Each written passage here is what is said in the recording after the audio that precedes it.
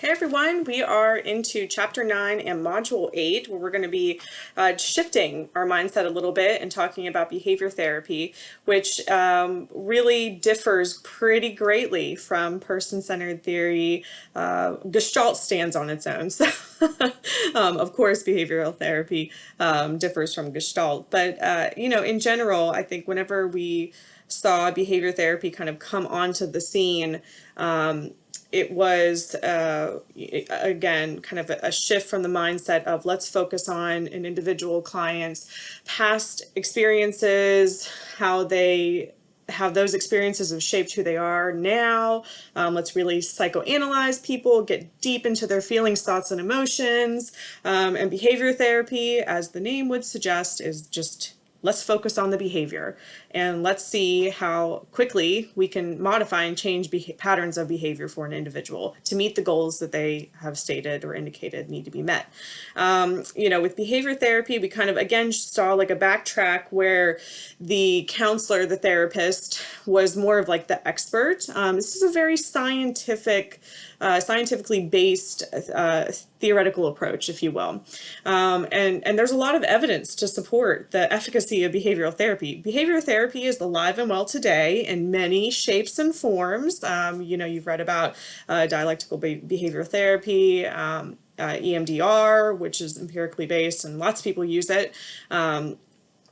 Different types of mindfulness-based practices, and then of course next week we'll get really into CBT, which is one of the most widely used theoretical approaches. But at the heart of it, with behavioral therapy, it's still the core behavioral therapy beliefs are still utilized today, and we still see that in school systems with classroom management programs. We see individuals that are, working with children and individuals with autism and different disabilities that are using applied behavioral analysis procedures to inform the work that they're doing. So, behavior therapy has been around for quite some time. I don't think it's going anywhere. And I think it would be hard to dispute the efficacy of behavior therapy. From a personal standpoint, I see that, yeah, of course it can be effective in changing behavior and patterns of behavior.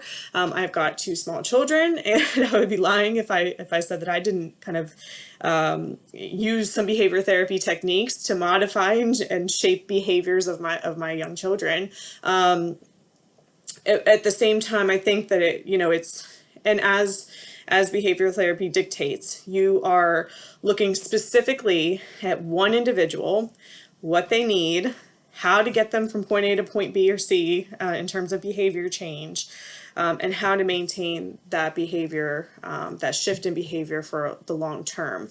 I don't think it's for everybody, and it's not going to fit the needs of every individual walking into your door if you're practicing, but it does work well and extremely well for specific populations if you're looking just solely at behavior therapy. And then of course, if we're looking at the other kind of little fingers of behavior therapy that have developed in more recent years that you can use with a wider range of individuals. So things like DBT are have been specifically designed for individuals with one particular diagnosis. So behavior therapy, what are other important things to know about it? So fun fact about behavior therapy, B.F. Skinner is, kind of the father of behavior therapy. His daughter taught at West Virginia University for a number of years. She finished out her career teaching at WVU and within the College of Education. And so there's a connection there. She actually got her PhD from Pitt and then came to the Better School to actually work and train. And her, from what I've read, although I'm sure her knowledge spanned far out from the books that she wrote or focused on, but her area of interest was within classrooms and modifying behavior within classrooms. So that's a little fun fact about behavior therapy. I think that's the only thing I really had more to say about her, other than there's a connection there to WVU and now to you all, I suppose. But behavior therapy, again, we're looking at identifying some type of problematic behavior, right? So a client comes to us expressing that they have, let's say, a fear. That's one of the most common uses for behavior therapy techniques, right, is when somebody has a fear or a phobia and is wanting to change the behavior around that. And so we're identifying, what the stimulus might be, what types of behavior might manifest from being exposed to the stimulus, and then figuring out the in-between part, ways to reduce stress, ways to reduce fear, ways to reduce anxiety kind of in that short-term span, right? And so there's a lot of experimentation that comes within behavior therapy, and you're doing a lot of functional assessments within behavior therapy too, because that's how we see if change is occurring. And so again, this is where it's more directed by the counselor in a lot of regards rather than the client.